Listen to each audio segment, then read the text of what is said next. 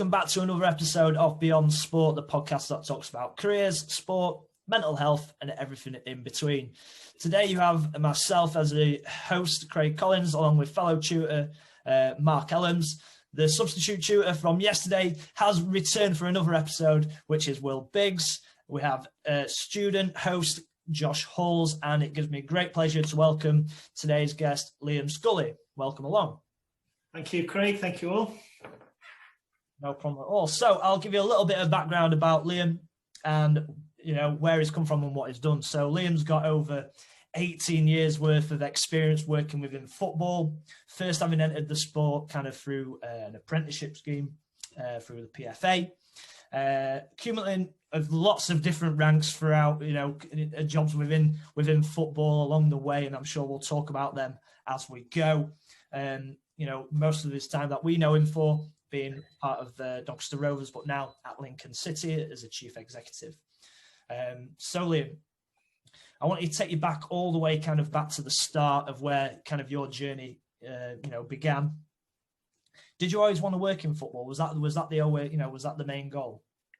Yeah, definitely. So I think I left school, and if I'm honest with you, I'd probably about 12 months before that, having spent the majority of my time in academy systems and school of excellences as they were then. I you know, had a singular focus of trying to be a footballer and wanting to play professional football. But 12, 15 months before kind of leaving school, I realised from competing locally in Sheffield, where I grew up, to all of a sudden competing at national level, I realised that the bar was probably far higher than my abilities were ever going to be able to take me in that. So luckily enough, if I'm honest, I wasn't the greatest student at school for my first few years of secondary school, but thankfully the light bulb moment came on early enough into my final couple of years. Got my head down, managed to do well enough in my GCSEs that then enabled me to get an apprenticeship and further a career still in professional sport in some way, shape or form, albeit not in the playing side, which should have been plan A. Brilliant. And kind of what was your first role then after that apprenticeship? What was the first step into kind of that position? Yeah, well, to be honest with you, so I was a Sheffield United fan growing up. My dad was a Doncaster Rovers fan, and at those days, you know, Doncaster Rovers was a conference club as it was then, and Sheffield United was somewhere between the Premier League and Division 1 or the Championship as it is now. So it used to be Sheffield United one week with my friends, and then Doncaster Rovers the alternate weeks with my dad, depending on, you know, the fixture list really. And that was kind of my growing up. And we just went to a Doncaster Rovers game and saw there was an advertisement for an apprenticeship in the community side, working with Eric Randerson and Richard Bailey. And applied for that, you know, pretty shortly after leaving school. And I think the truth of the matter is that, you know, I didn't hear back from Doncaster for a while. There was, you know, there was quite a lot of applicants. I think naturally it was the first type of apprenticeship of its kind, and there were lots of applicants. And yeah, long story short, myself and Mark Cooper, you know, we were the two, you know, 16-year-olds that were very fortunate to be awarded those positions, and I suppose never look back from there, really. Excellent. Yeah, how would you say that apprenticeship, that sort of dipping your toe into professional sport, sort of led you on the pathway you are now?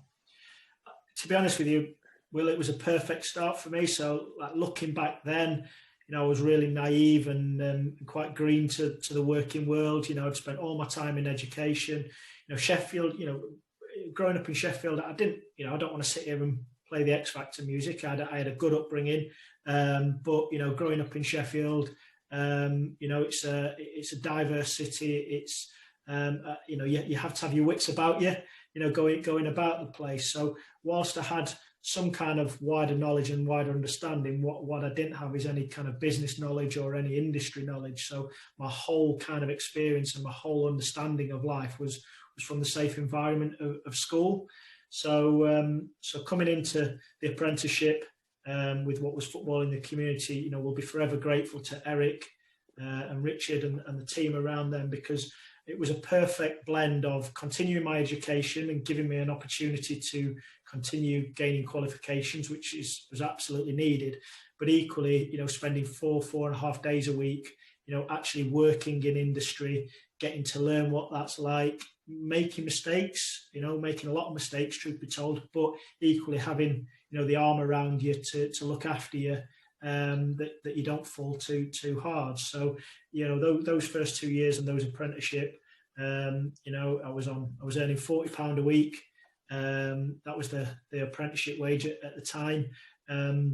But, I think quite honestly at the time, it felt like a king's ransom, from going from pocket money to £40 a week. I felt like I'd won the lottery, but equally along, gaining the world, the experiences, and gaining the opportunity to kind of learn my way in the working world. And like I say, without labouring the point, it was fantastic because just got the opportunity to experience things and try things and do things that you wouldn't necessarily get to do if I continued saying sixth form or college. But equally, whilst I was getting industry experience, I was still continuing to work on the academia side and gain a qualification that ultimately would go on to help me in later life. Liam, so you've transitioned from the community foundation side across to the professional football side, and now you're the chief executive of Lincoln City. Do you think having worked in a number of different roles within the community and indeed football has helped you to shape as you are as a chief exec? Yeah, 100%, Mark. I think I've been very fortunate that I've always had good bosses, and I've always had good mentors that have helped me along the way. Very different styles, very different influences. From Eric and Richard, way back in the day, and the chief exec of Doncaster Rovers then was Dave Morris.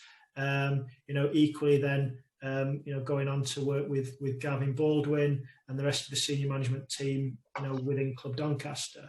I think all those experiences, the different roles, the different opportunities, the exposure that I've had along that journey, it certainly helped and been valuable lessons. And I think hopefully what I've been able to bring to Lincoln City and to the team that all work hard behind the scenes at the football club is, I don't claim to be an expert in any areas, but I have walked a mile in their shoes, and I have walked a mile in various different roles. So hopefully my experience of that helps me become a better leader and a better manager, and make better and more informed decisions when it comes to actioning things from a strategic level.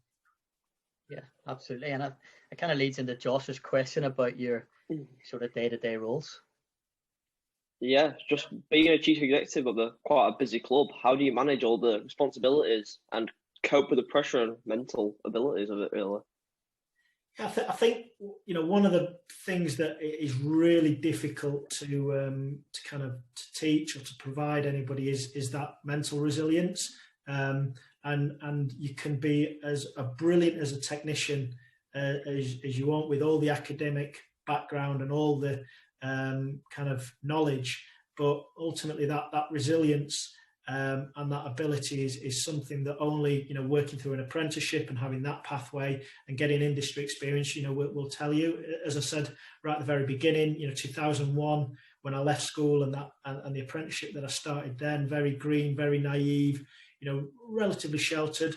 My mum and dad were brilliant for me. They gave me every opportunity. They always looked after me and gave me every opportunity they could, but equally, once you step into the big world and put your big boy trousers on, it's about toughening up and being ready for the workplace. So I suppose what fortunately, in joining Lincoln City at that time, despite being in my early 30s when I joined Lincoln City, I'd had 17 years of working life experience, and I think that I was battle hardened in the sense that toughens you up. But absolutely, I think resilience and being able to cope with the pressure is something that fortunately I feel equipped to do. But I'm only equipped because of that the journey that I've been on in a sense. And I think all those inputs that you have throughout your career and throughout your education, they ultimately, almost as a jigsaw, just go piece by piece to kind of hopefully creating a more fuller picture. You know, I'll definitely never stop learning, definitely never stop taking on experiences. But hopefully, like I say, that journey has kind of culminated in that mental resilience, that toughness, and equally with that industry and sector knowledge and that technical ability to be able to make informed decisions and lead a very able team that we have here at Lincoln City.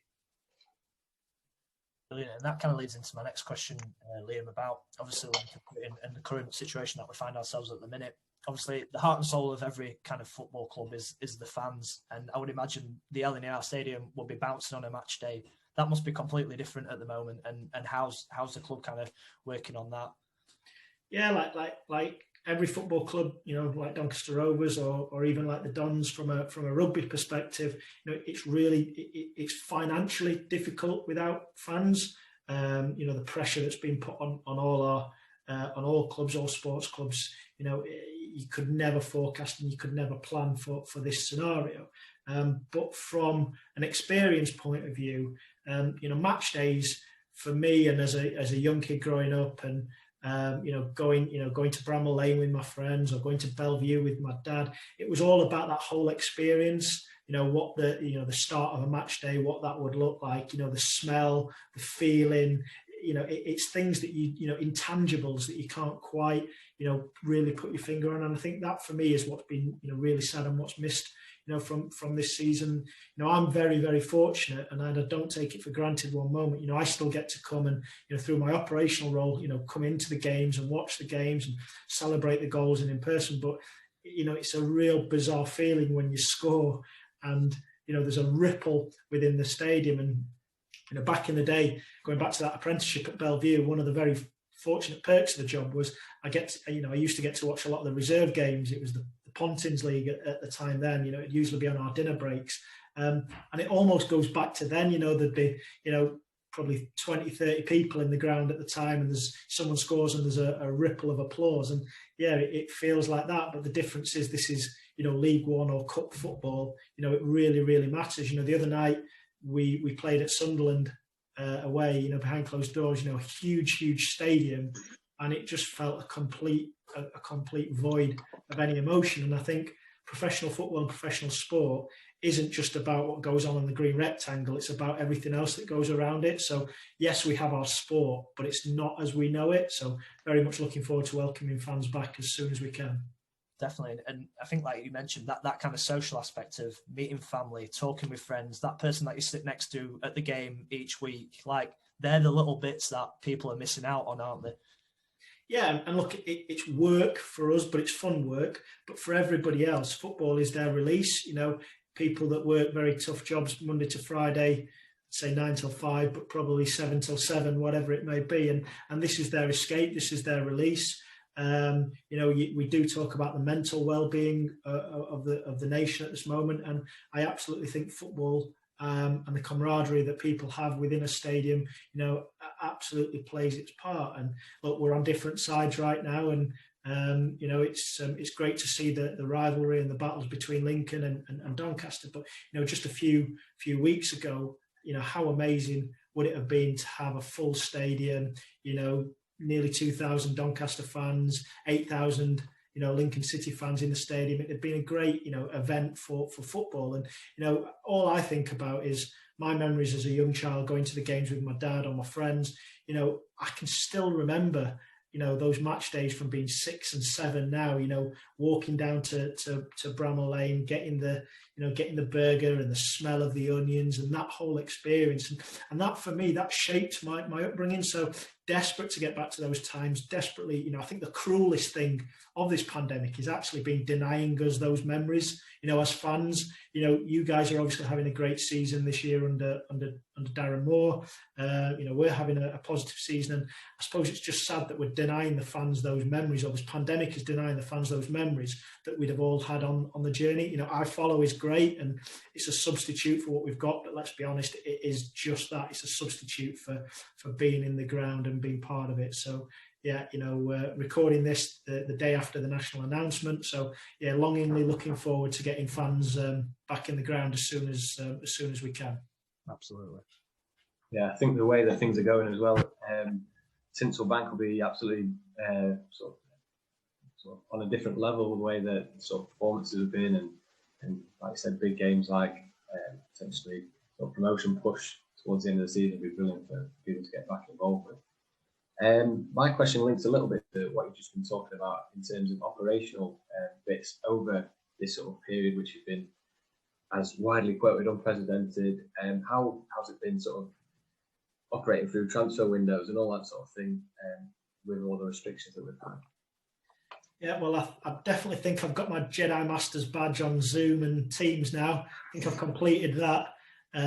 Spend most of my time looking at a computer screen and talking to people. I think what's quite interesting is we've all learned a new way of working, and throughout any kind of life-changing event or throughout any changing experience, I think we've always got to look to take the learning experiences from that. So I think we've all found efficiencies. Like truth be told, on a normal week, I would go between the stadium and the training ground probably 7, 8, 10 times, driving across Lincoln, 30 minutes each way. There's so much wasted time, doing things like that. So, opportunity to have Teams calls or Zooms calls now, I think on the other side of the pandemic, let's be honest, I think we're all desperately going to be getting back to the office and hugging the life out of each other when it's safe and well to do so. But ultimately, I think once we get to a bit more of normality, I think we'll have learned some tricks and tips and some hacks through the pandemic where that will make us more efficient, and that will help us in business and in industry going forward. It has been really, really difficult from, and I'm sure it's the same across most businesses, from having to make redundancies, to having to kind of restructure elements. Really proud. We've built a number of things at the football club that have taken years and years to kind of build and develop. And part of the pandemic, we had to kind of unwind some of that hard work and some of that, some of the stuff that we put together. So, yeah, of course, we're going to look at this with a negative spin and connotation, but I suppose it's my job and all of our jobs right now to learn from the experience and try and make us better going forward. It really would be in vain if we don't take some elements out of this and look to implement them in our working practices going forward. Liam, as a football club, both the staff and the players are under the microscope all the time, especially with social media.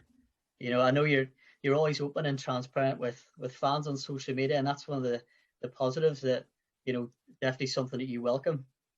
How do you cope with it on and off the pitch, constantly on, social media? Yeah, I think the reason for that, and the biggest thing I've found working in football is, truth of the matter, and this is a little bit crude, but the fans all think you're a little bit daft until you explain things to them.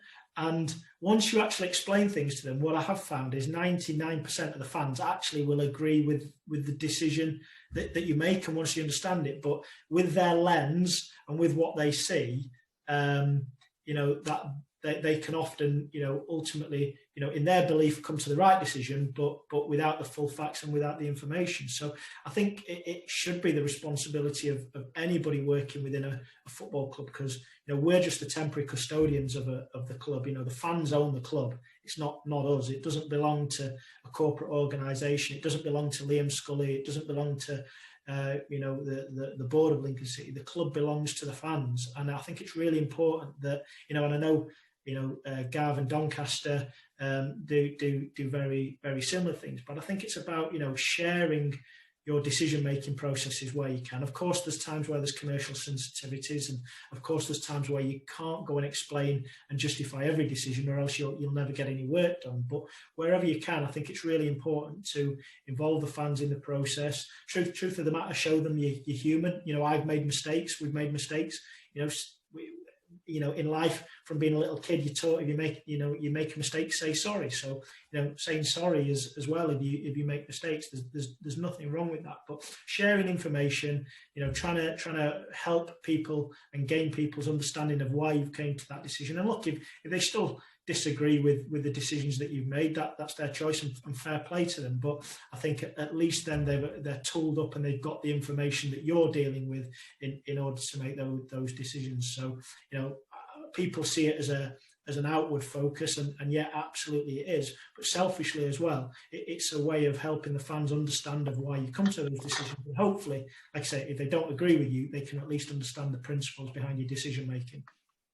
And I certainly think the fans do respect you for that you are, so transparent. So yeah, it is pressurized. It's everybody wants their club to do well, don't they? And it's, especially now with social media, everybody's really a journalist, aren't they? So it's, everybody has the opportunity. So yeah, fair play.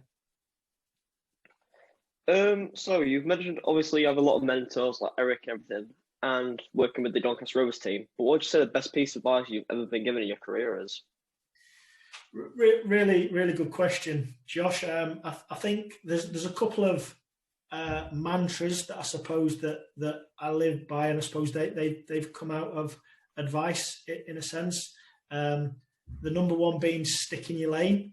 I think that's really, really important. A big failing of any management or any leader is meddling and getting involved. My job isn't to be an expert in the first team, expert in commercial, expert in finance, expert in marketing. That's why we have a team of really talented people around to lead. My job is to check and challenge and probe, but ultimately I shouldn't be able to out-finance the finance director at finance. I shouldn't be able to out-commercial the commercial director at commercial, etc. And I think, one thing that Eric did teach me is about empowering people and giving people responsibility and trusting them.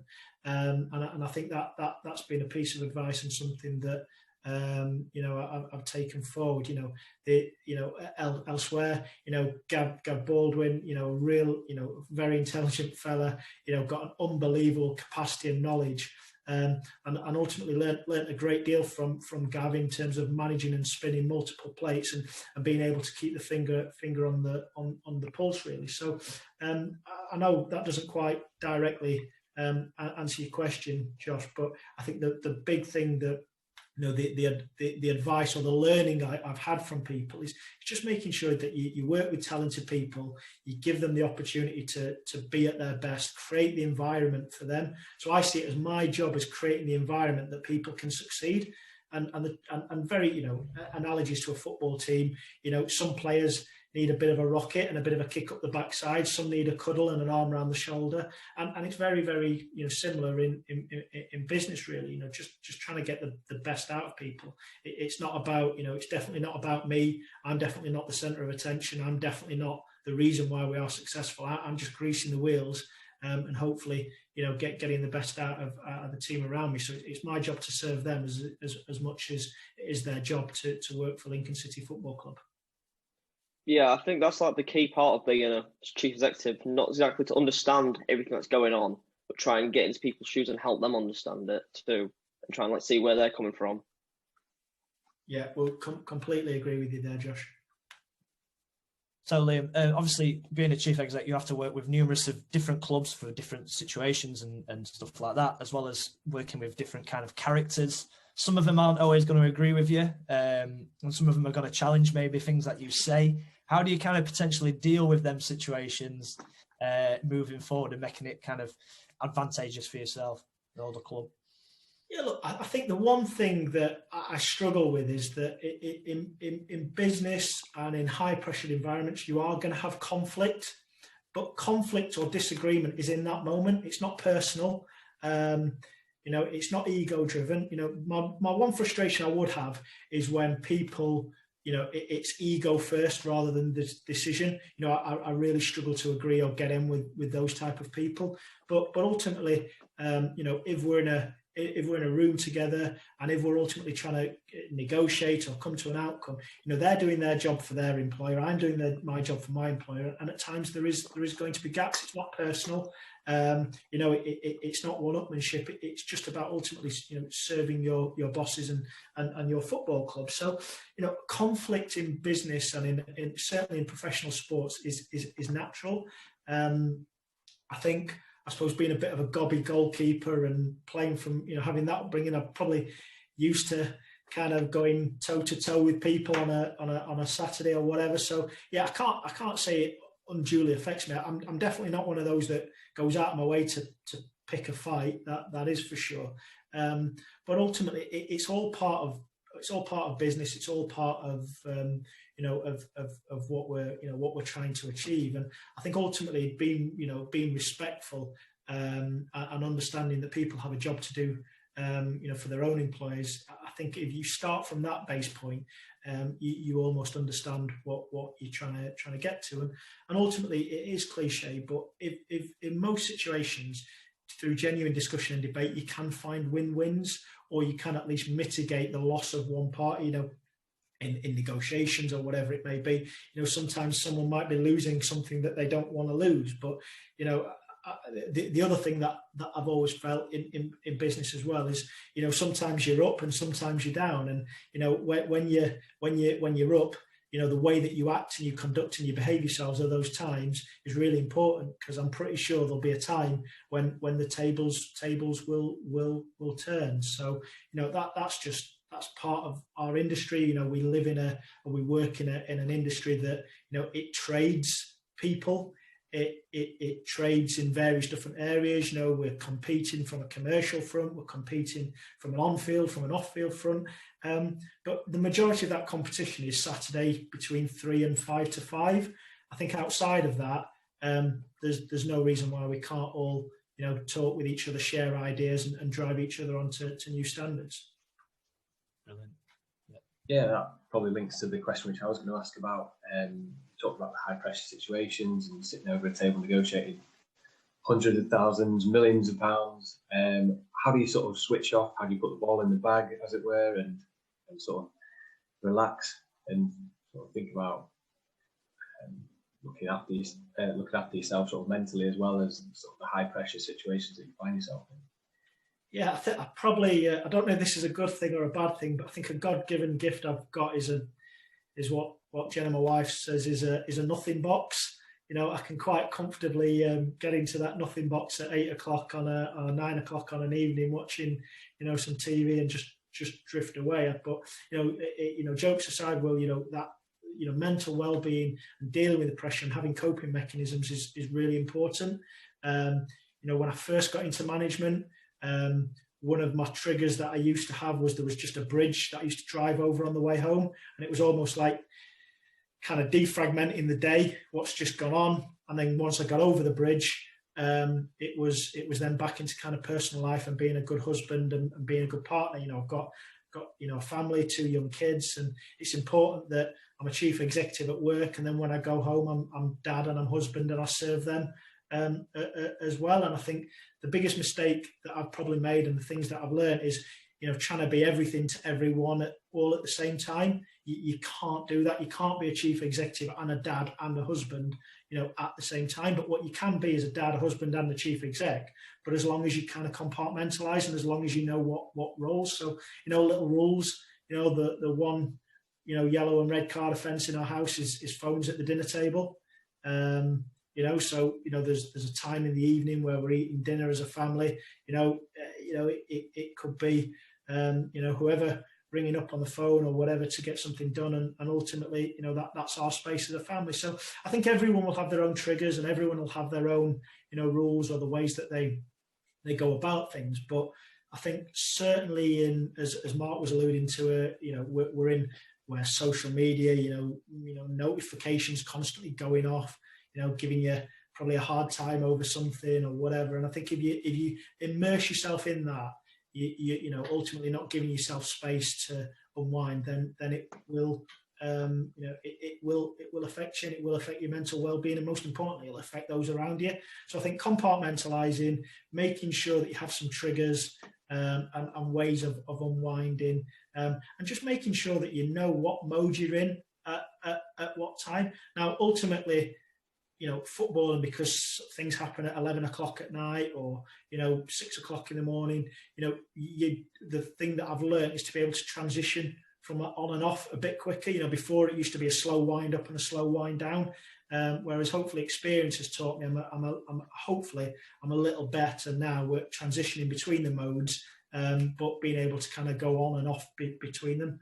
I'm sure my family might disagree, but that's the theory. Yeah, I mean, that's massive. That's brilliant advice, because we understand it. We've got students who have got college commitments, work commitments, playing football, got relationships, they've got things going on in their lives, and like you said, it's about putting it in the little boxes and knowing when to relax and go on it. It kind of leads into my final question. We say to the students about the importance of being focused and committed, and it's evident that these are two of the key skills that you have in your armory. Would you say that has helped you to progress to where you are through your commitment and focus? Yeah, look, I'd like to think so. Something that I often talk about here, and anyone that works in high performance teams will talk about, is a laser focus. And I think you expend effort in doing something. So be that going into a classroom for a lesson, or be it playing football, with your friends, or even in competition. But for me, if you're going to expend that effort, you might as well do it to the absolute best of your ability. Great talent but lousy discipline is a real fail. And I think where if I was to be completely honest with you, I'm not the brightest, I'm not the quickest, I'm not the smartest, but what I'd like to think I have done is just maximise the kind of God-given talents that I have. And I think, I remember people that I've been to school with or worked with along the way that are far cleverer than I am, far more talented than I am. But with respect to those people, I look at them now and what they're doing, and I think, God, they've wasted the opportunities and they've wasted the God-given talents that they've had. So for me, really, I think applying a laser focus, be that in lessons, be that in the working practices, be that on training courses, whatever it may be. I think, ultimately, if you're in, be all in. It's a real waste. And we all have different levels. We all have different capacities. That's not anybody's fault or doing. But I think, maximising potential and maximising ability. And I think, the one thing in football that makes me laugh is I hear these stories all the time about X or Y football and go, God, as a kid, he wasn't very good. He was the lanky, dopey one, whatever else it may be. Can't believe he or she's a footballer. Well, the reason why he or she's a professional footballer is because they applied themselves 50 or 100 times better than those people that are stood on the sidelines, bemoaning that they can't believe that person's a footballer. So for me, that's a huge tick in their box. So yeah, like I said, I think it's being all in. If you're going to be in, all in, apply a laser focus and commit to it. And no matter what happens, no matter wherever your journey takes you, at the end of it, if you've been all in, you can't look back with any disappointments. I think the only disappointments I've ever had in my life is when I know I've not prepared or I've not kind of committed. I can't control the outcomes, but you can control your input, and I think that for me is the most important element of kind of what you bring to anything, be that your education or your workplace. It's you control the input, not always the output, really. Brilliant. And it kind of leads into Josh's last question, really. If you could give your younger self advice on mental health and well-being, what would you say, really? It's really difficult because it's if you know now what you knew then, or if you knew then what you know now. But I think when it is all part of the maturation process. But I think my intensity in the early days, I took everything. I took a lot of things to heart, or being so immersed in something that it's difficult. You'll have heard the phrase, can't see the wood for the trees. I think at times that intensity that I used to have was probably a fail. People might look at it as a strength or a superpower, or be macho about it. But the truth of the matter is that probably drove everybody else crazy, and was a bit of a fail on my part.